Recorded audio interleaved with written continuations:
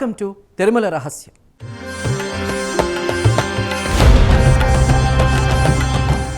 కలియుగ వైకుంఠం తిరుమల అడుగడుగున పవిత్రత, అణువణువున ఆధ్యాత్మికత ఉట్టిపడే పుణ్యక్షేత్రం. ఏడుకొండల వాసుని దర్శించుకునే ముందు భక్తులు పుణ్యస్నానాలు ఆచరించే స్వామి పుష్కరిణికి ఒక అద్భుతమైన, ఎవరికి తెలియని అన్టోల్డ్ హిస్టరీ ఉంది. మనం చూస్తున్న ఈ పుష్కరిణి భూమి మీద పుట్టింది కాదు. సాక్షాత్తు ఆ మహావిష్ణువు ఆజ్ఞ మేరకు గరుత్మంతుడు వైకుంఠం నుంచి తీసుకొచ్చిన దివ్య సరోవరం. ఈ పుష్కరిణి చుట్టూ ఉన్నటువంటి 12 కోణాల్లో అదృశ్య శక్తులు కొలువై ఉంటాయని పురాణాలు చెబుతున్నాయి. ముఖ్యంగా ఈ కోనేరుకున్నటువంటి 8వ మెట్టు వెనుక మోడర్న్ సైన్స్కు సైతం అంతు చిక్కని ఒక మిస్టరీ దాగుంది. అసలు ఈ పుష్కరిణి భూమిపైకి ఎలా వచ్చింది? ఉత్తరగట్టునున్న వరాహస్వామి ఆలయ రహస్యం ఏంటి? ఆనంద నిలయం పక్కనే ఉన్న ఈ స్వామి పుష్కరిణి అన్టోల్డ్ మిస్టరీ ఏంటో తిరుమల రహస్యంలో చూద్దాం. నా వెనుక కనిపిస్తున్నటువంటి ఈ పుష్కరిణి కేవలం నీటి కొలను కాదు, సాక్షాత్తు వైకుంఠం నుంచి గరుత్మంతుడు నేలపైకి స్వయంగా తీసుకువచ్చిన జలధార, దివ్య జలధారగా పిలువబడేటువంటి ఈ పుష్కరిణి కోట్లాది మంది భక్తుల పాపాలు కడిగేసే దివ్య క్షేత్రంగా పిలువబడుతోంది. స్వామివారి పుష్కరిణికి సంబంధించి చూస్తే 12 అదృశ్య కేంద్రాలు ఉన్నాయని చెప్పి మిస్టరీగా ఉన్న పరిస్థితి ఉంది. కానీ ఆ అంతు చిక్కని మెట్లలో, స్వామివారి పుష్కరిణి మెట్లలో 8వ మెట్టుకు ఉన్నటువంటి మిస్టరీ ఏమిటి? ముఖ్యంగా తిరుమల పుష్కరిణి అంటే తిరుమల శ్రీనివాసునిదా లేక వరాహస్వామిదా? వరాహస్వామికి శ్రీనివాసునికి జరిగినటువంటి ఒప్పందం ఏంటి? అసలు వైకుంఠం ఉన్న రహస్యం ఏంటి తెలుసుకుందాం రండి.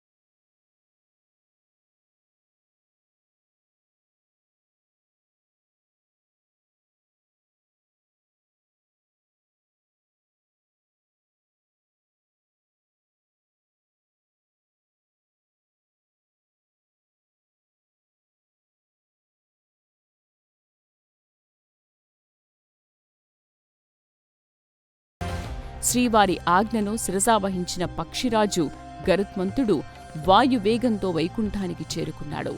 అక్కడ శ్రీ మహావిష్ణువుకు అత్యంత ప్రీతి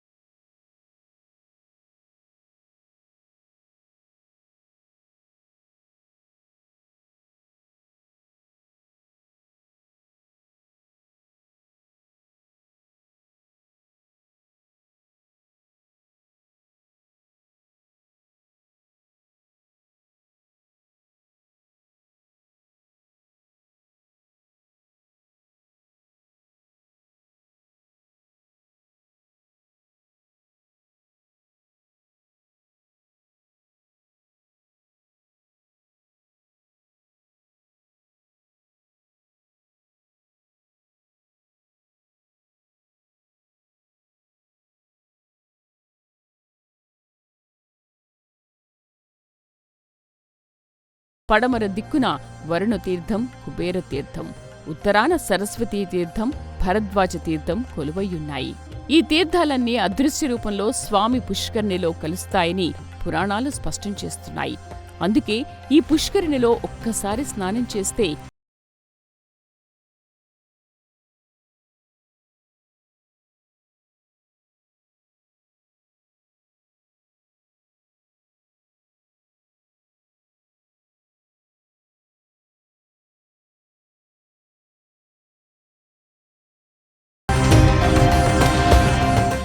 వైకుంఠం నుంచి వచ్చిన ఈ పుష్కరిణిలో అడుగడుగున అద్భుతాలే దాగి ఉన్నాయి. ముఖ్యంగా ఈ పుష్కరిణికి దిగేటువంటి మెట్లలో ఒక మెట్టుకున్నటువంటి పవర్ గురించి తెలిస్తే ఎవరైనా ఆశ్చర్యపోవాల్సిందే. ఆ మెట్టుపై కూర్చుంటే చాలు తెలియని ఒక వైబ్రేషన్ శరీరంలోకి ప్రవహిస్తుందట. అసలు ఆ 8వ మెట్టు మిస్టరీ ఏంటి? అక్కడ ఎందరో సిద్ధులు ఎందుకు అంతర్ధానం అయ్యారు? ఇప్పుడు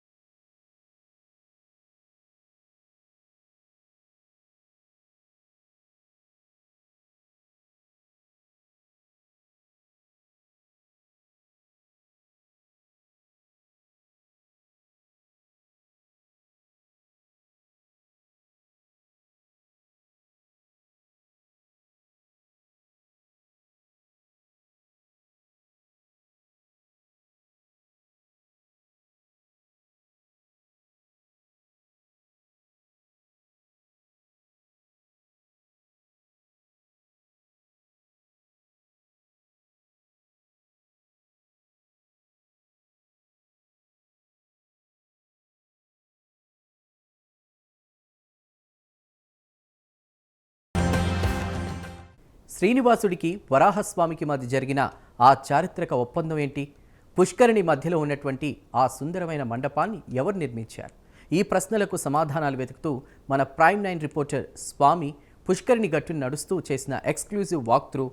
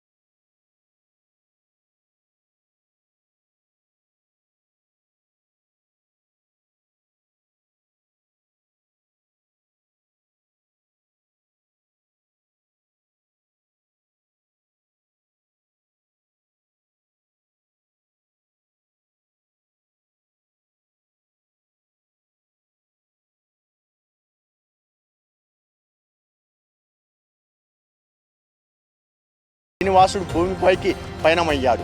అమ్మవారిని వెతుకుతున్న భూలోకమంతా సంచరించిన శ్రీనివాసునికి చివరికి అత్యంత పవిత్రమైన శేషాచల కొండల్లో చేరుకున్నాడు. ఆ పచ్చని ప్రకృతి, ప్రశాంతత వాతావరణం స్వామివారికి ఎంతో ఆహ్లాదంగా కనిపించి ఇచ్చాయి. అయితే ఆ కొండల స్వామి జలక్రీడ కోసం, రోజువారీ స్నానాల ఆది కోసం ఈ పవిత్రమైన సరోవరం అవసరమైందని, భూమికి ఉన్న సాధారణ జలాల స్వామి సరిపోవు, అందుకే సాక్షాత్తు వైకుంఠమే తాను నిత్యం విహరించే తన క్రీడా పుష్కరిణిగా భూమిపైకి తీసుకురావాలని శ్రీవారు సంకల్పించారని చెప్పొచ్చు. ఎందుకంటే ముఖ్యంగా స్వామివారి ఈ తీర్థాలకు సంబంధించి చూసుకున్నట్లయితే 12 శక్తి కేంద్రాలు ఈ పుష్కరిణిలో నదులుగా విస్తరించి ఉన్నాయని చెప్పి ముందుగానే ఇక్కడ చెప్తారు. తూర్పు దిక్కున మార్కండేయ తీర్థం, అగ్ని తీర్థం, దక్షిణాయన యమతీర్థం, వశిష్ఠ తీర్థం, పడమర దిక్కున వరుణ తీర్థం, కుబేర తీర్థం, ఉత్తరాన సరస్వతి తీర్థం, భరద్వాజ తీర్థం కొలువైన ఉన్నాయి. ఈ తీర్థాలన్నీ అదృశ్య రూపంలో ఉన్న స్వామివారి పుష్కరంలో కలుస్తాయని పురాణాలు స్పష్టం చేస్తున్నాయి. ముఖ్యంగా అందుకే ఈ పుష్కరిణిలో ఒక్కసారి స్నానం చేస్తే భూమిపై ఉన్న 3 కోట్ల తీర్థాల్లో స్నానం చేసిన పుణ్యఫలం దక్కుతుందని భక్తులు నమ్ముతూ ఉంటారు. వైకుంఠం నుంచి వచ్చిన ఈ పుష్కరిణిలో అడుగడుగున అద్భుతాలు దాగి ఉన్నాయని, ముఖ్యంగా ఈ పుష్కరిణికి దిగే మెట్లలో ఒక మెట్టు ఉన్న పవరు, దాని గురించి తెలిస్తే ఎవరైనా ఆశ్చర్యపోవాల్సిందే అని, ఈ మెట్టుపై కూర్చుంటే చాలు తెలియని ఒక వైబ్రేషన్ శక్తి శరీరంలో ప్రవహిస్తుంటుందని, అసలు ఆ 8వ మెట్టు మిస్టరీకి మిస్టరీ ఏమిటి, ముఖ్యంగా అక్కడ ఎందరో సిద్ధులు ఎందుకు అంతర్ధానమయ్యారు, ఇప్పుడు ఎందుకు ఇలా జరుగుతోంది అనేది దీంట్లో తెలుసుకోవచ్చు. ఎందుకంటే ముఖ్యంగా ఈ పుష్కరిణిలో 8వ రాతి మెట్టు అత్యంత పవిత్రమైనదిగా, శక్తిమైనదిగా భావిస్తారు. పురాతన గ్రంథాలు, తాళపత్ర నిధులు ప్రకారం ఈ 8వ మెట్టు ఒక అద్భుతమైన ఆధ్యాత్మిక పోర్టల్ లాంటిది. వందల ఏళ్ల క్రితం ఎందరో సిద్ధులు, యోగులు, మహర్షులు ఈ 8వ మెట్టుపై కూర్చుని శ్రీవారి ధ్యానిస్తూ ఘోర తపస్సు చేశారు. వారి తపోశక్తి అంతా రాతి మెట్టులోనే నిక్షిప్తమై ఉందని, ఆ శక్తి తరంగాలు నేటికి అక్కడ ప్రచరిస్తూ ఉంటాయని ఆధ్యాత్మికవేత్తలు చెబుతూ ఉంటారు. ముఖ్యంగా ఈ 8వ మెట్టుపై తపస్సు చేసిన ఎందరో సిద్ధులు తమ దేహాలను అక్కడే వదిలేసి అదృశ్య రూపంలో అంతర్ధానమయ్యారని ఒక బలమైన నమ్మకం ఉంది. మోడర్న్ సైన్స్కు సైతం అంతు చిక్కని ఒక అద్భుతమైన కాస్మిక్ వైబ్రేషన్ ఆ మెట్టు చుట్టూ ఉంటుందని, అందుకే ఆ మెట్టుకు తాకిన అక్కడ నిలబడి స్వామివారికి స్మరించుకుంటూ మనసులో ఆ ఆందోళనని మాయమైపోయే వర్ణించలేని మానసిక ప్రశాంతత లభిస్తుందని, ఈ 8వ మెట్టు కేవలం రాయి కాదని అదొక సజీవమైన శక్తి అని ఇక్కడ భక్తులు నమ్ముతుంటారు. ముఖ్యంగా ఇక్కడ ఉన్నటువంటి స్వామివారి పుష్కరిణి ప్రత్యేకమైనదిగా చెప్పచ్చు. ముఖ్యంగా ఈ ప్రధానమైన ఈ పుష్కరిణిలో సుమారు 7 బావులు, అంటే ప్రత్యేక 7 బావులకు సంబంధించి చూసుకున్నట్లయితే ఆ 7 తీర్థాలు ఒకటైతే సుమారు 12 శక్తి కేంద్రాలు కూడా నిక్షిప్తమై ఉన్న నేపథ్యంలో దీనికి సంబంధించి పూర్తి స్థాయిలో, అంటే ముఖ్యంగా ఈ పుష్కరిణికి సంబంధించి భక్తులు ఇక్కడ స్నానమాచరిస్తే 1 కోటి తీర్థాలు, అంటే 1,00,000 కోట్ల తీర్థాలకు సంబంధించి చూసుకున్నట్లయితే అక్కడ స్నానం ఆచరిస్తే ఎటువంటి ప్రతిఫలం ఉంటుందో ఈ పుష్కరిణిలో స్నానమాచరిస్తే అంతే ప్రతిఫలం దక్కుతుందని చెప్పి భక్తులు నమ్ముతూ ఉంటారు. వరాహస్వామి శ్రీనివాసుడికి భూమిని ఇస్తూ ఒక కఠినమైన నిబంధన పెట్టారు. నా కొండపైకొచ్చే భక్తులు మొదట నన్నే దర్శించుకోవాలి.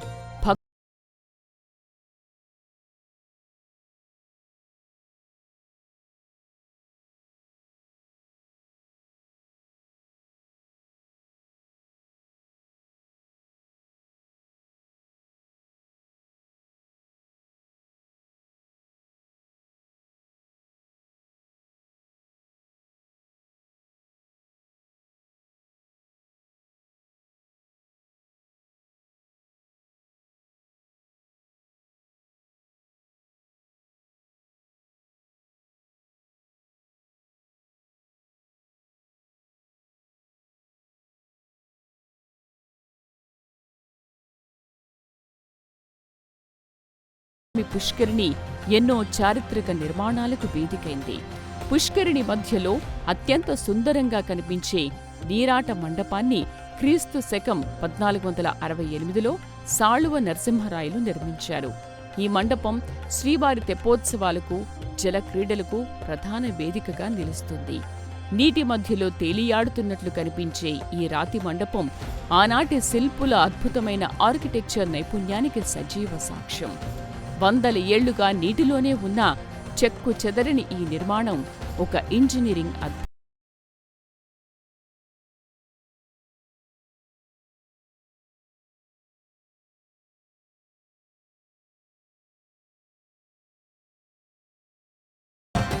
వైకుంఠం నుంచి వచ్చిన ఈ పుష్కరిణి రాజుల కాలంలో మరింత సుందరంగా ముస్తాబైంది. భక్తుల సౌకర్యార్థం ఎన్నో నిర్మాణాలు జరిగాయి. అయితే ఇంతటి పవిత్రమైన జలాలను కాపాడుకోవాల్సిన బాధ్యత మనందరిపై ఉంది. ఆనంద నిలయం పక్కనే ఉన్న ఈ పుష్కరిణి పవిత్రతను టీటీడీ ఎలా కాపాడుతోంది? భవిష్యత్ తరాలకు ఈ వైకుంఠ రహస్యాన్ని ఎలా అందించాలో ఇప్పుడు చూద్దాం.